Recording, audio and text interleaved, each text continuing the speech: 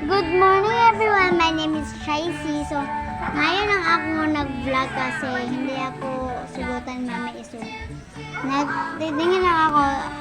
Ito po yung kapatid ko guys. 1 years old na pa siya. At ito yung TV namin. Nood muna tayo.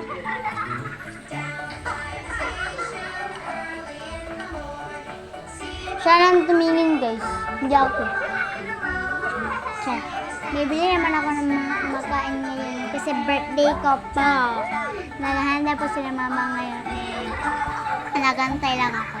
Nandito po ako sa first bahay namin, guys. At sa second bahay namin, dito lang sa kapit.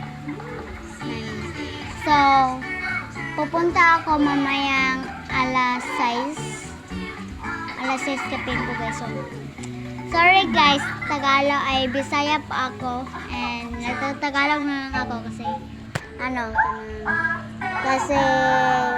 ko naman ito Tagalog ba? Tana ng tao marunong na Tagalog. Isip lang sa mga ano. Okay guys, hindi po ako nagja-judge. At comment section below if how old are you now and ilan ang grade mo. So guys, inaantay ko lang yung mami ko na bibili ng aking juice.